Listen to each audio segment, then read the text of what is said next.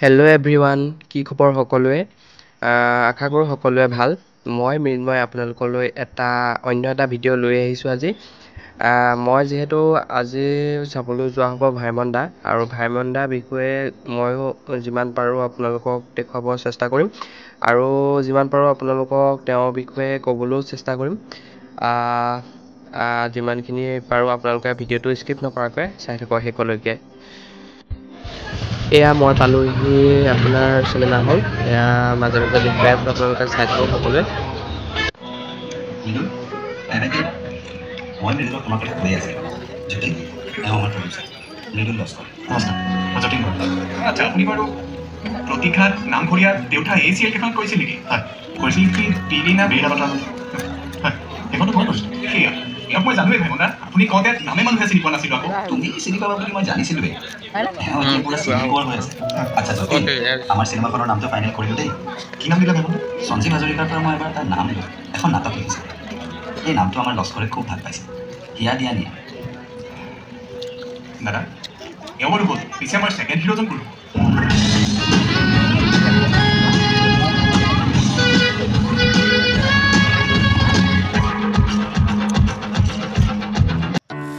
মুনীন বৰাদেৱ। তেওঁ সকলোৱে পৰিচিত, আৰু তেওঁক ভাইমন দা নামেৰে জনা যায় সকলোৱে।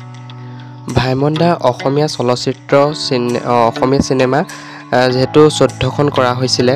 1987ত তেওঁ প্ৰথম চিনেমাখনেই আছিলে প্ৰতিমা, আৰু দ্বিতীয়খন হৈছে 1988ত প্ৰীতা পুত্ৰ কৰিছিলে, আৰু 1990 চনত পাহাৰীয়া কন্যা কৰিছিলে, পাহাৰী কন্যা, আৰু 1992 চনত কৰিছিলে তেওঁ প্ৰভাতী পক্ষীৰ গান, আৰু 2000 চনত তেওঁ হিয়া দিয়া নিয়া চিনেমাখন কৰিছিলে, আৰু তেওঁ 2001 চনত কৰিছিলে ডাক, 2001 চনতে কৰিছিলে নায়ক, 2002 চনত কৰিছিলে কন্যাদান, 2003 চনত কৰিছিলে বিধাতা, 2003 চনত কৰিছিলে বাৰুদ, আৰু 2004 চনত কৰিছিলে ৰং, 2004 চনত কৰিছিলে দীনবন্ধু, 2011 চনত কৰিছিলে ৰামধেনু, আৰু 2017 চনত কৰিছিলে পিয়াৰ প্ৰিয়।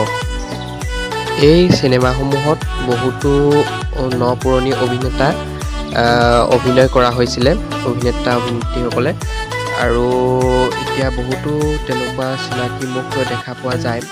তেওঁলোকৰ তেতিয়াৰ দিনতেই বহুত চিনেমা হিটো হৈছিলে, আৰু ইয়াত ভাইমন দাই আটাইতকৈ বেছিকৈ প্ৰাধান্য দিয়া হৈছিলে যে জুবিন গাৰ্গ, আৰু আমাৰ সকলোৱে পৰিচিত চিনাকি মানে তেওঁক, আৰু সকলোৱে প্ৰিয় বুলি ক'লেও বেয়া নহয়, আৰু আছিলে যতীন বৰা। তেওঁলোক দুজনক নিজৰ পুত্ৰ হিচাপে পৰিচয় দিছিলে তেওঁ ভাইমন দাই। ভাইমন দা সঁচাকৈ এজন ভাল মানুহ আছিলে। তেওঁৰ বাবে ইমান অসমীয়া চিনেমা যিহেতু বহুতো ভাল ভাল চিনেমা চাব পৰা গ'ল, এতিয়া চাব পৰা গৈছে এতিয়া।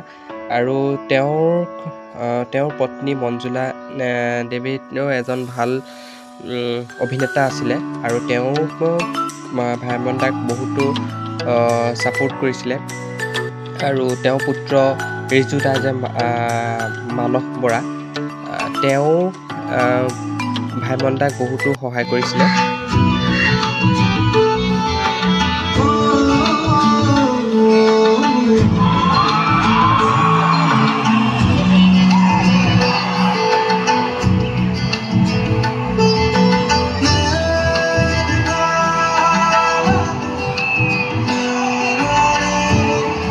এয়া জুবিন দা, আগৰ পৰাই তেওঁ সকলোৰে প্ৰিয় আছিলে, যিহেতু ভাইমন দাৰ কাৰণে নিজৰ প্ৰিয় পুত্ৰ হিচাপে।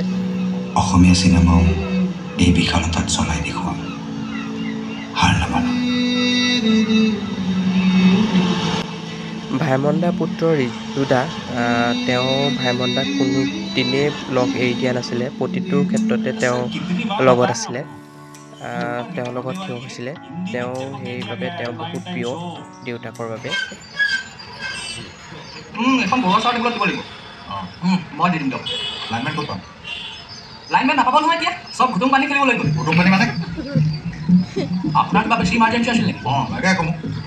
আপুনি এটা কাম কৰক, আপুনি এইফালে ওলাই যাওক, ওলাই এইফালে গৈ থাকিম, গৈ বাগান এখন পাব। বাগানখনৰ মাজৰ ৰাস্তাটোৱেদি চিধি গৈ থাকিব।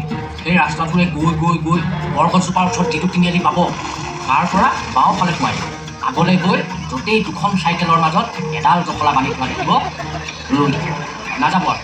তাৰ পাছত সেই চাইকেলকেইখন ৰৈ থকা কেঁচা ঘৰটোৰ আগফালে আপুনি তাকো নাপায়। এতিয়া ঘৰটোৰ কাষেৰে আপুনি পাছফাললৈ সোমাই যাব। তাতেই আপোনাক যেইটা লাইনমেন লাগে চবকে তাৰ পৰা উঠাই লৈ যাব পাৰিব। অৱশ্যে এতিয়া ডিউটিত থকাটোৰ নাম হ'ল মুলান। এই চকলেকে উঠাই দে। এই মুলান কোন? ওই দে এই ক'ত? দাদা নাপাওঁ।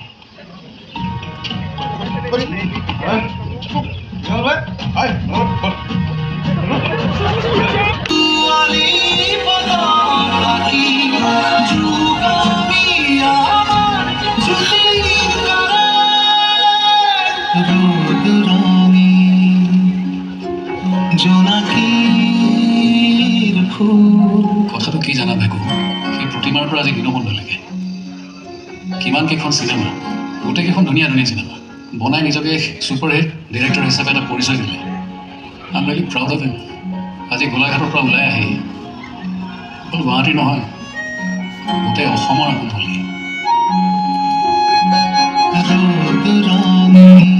সঁচাকৈ বহুত আমি প্ৰাউড কৰিবলগীয়া, যিহেতু ভাইমন দাই অকল গোলাঘাটৰ পৰা ওলাই যিহেতু গোটেই অসমতে খলঙনি লগাই থৈ গ'ল, তেওঁৰ নামটো সকলোতে উজ্বলি উঠিল। আৰু তেওঁক অশেষ ধন্যবাদ, যিহেতু তেওঁৰ বাবে ইমান অসমীয়া চলচ্চিত্ৰ বহুতখিনি আগবাঢ়িলে। আৰু ৰিজু দাক যিহেতু তেওঁৰ পুত্ৰ, তেওঁকো বহুত ধন্যবাদ, যিহেতু তেওঁৰ বাবে আমাৰ শেষত গোলাঘাটৰে নাম থাকিলে। তেওঁ গোলাঘাটৰ ৰামধেনু চিনেমাখন কৰিবৰ বাবে, দেখুৱাবৰ বাবে চিনেমা হলটো আকৌ খোলাৰ বাবে যিখিনি কষ্ট কৰিলে তেওঁ শেষত, সেইবাবে তেওঁলৈও ধন্যবাদ অশেষ। এখন চিনেমা বনাবলৈ ভাইমন দাৰ কিমান কষ্ট হৈছিল, আৰু তেওঁ সৰুৰ পৰা যিটো মানে সপোন লৈ উঠিছিল, কেনেকৈ চিনেমা বনাব লাগে, কেতিয়াৰ পৰা ল'লে, কাক কেনেকৈ চিনেমাখনত কৰিবলৈ সুযোগ দিছিল, আৰু তেওঁ কি কৰিছিল চিনেমাখনৰ বাবে, সেই সকলো মানে আঁৰৰ কথাবিলাক এই চিনেমাখনত দেখুওৱা গৈছে। আৰু ভাইমন দাই চিনেমা জগতখনৰ পৰাই জুবিন দা আৰু যতীন দাক নিজৰ পুত্ৰ হিচাপে পৰিচিত কৰি দিছিলে। আৰু তেওঁ ভাইমন দাই কিমান চেষ্টা কৰিছিল কষ্টৰ ফলত এজন ভাল নাম থকা ব্যক্তি হিচাপে পৰিচিত হ'বলৈ, সেই তাকেই ভাইমন দাখনত দেখুওৱা গৈছে। আমি সকলো গৌৰৱ যে এই চিনেমাখনত শেষৰ পৰ্যায়টো গোলাঘাটৰ চিন্তাকে কৰা গ'ল, আৰু গোলাঘাটতেই তেওঁ চিন্তা কৰি চিত্ৰ দেখুৱালে। আৰু শেষত সেইবাবে আমি সকলো গৌৰৱ, যিসকল গোলাঘাটবাসী ৰাইজ আৰু যিসকলে ভাইমন দা গৌৰৱ কৰে, সেইসকলে গোলাঘাটবাসী হৈ সকলোৱে লাইক কৰি দিয়ে যাতে ভিডিঅ'টো। এতিয়া সকলোৱে ভাইমন দাক মনত পেলোৱা হয়। আৰু ভাইমন দাৰ মৃত্যু হৈছিলে 2018 চনৰ 7 এপ্ৰিলত। তেওঁ এতিয়া নাই। আৰু এয়া চিনেমাখন চাই বহুতো ভাল লাগিলে। আকৌ নেক্সট এটা ভিডিঅ' আপোনালোকক লগ পাই থাকিম। আজিলৈ বাই বাই।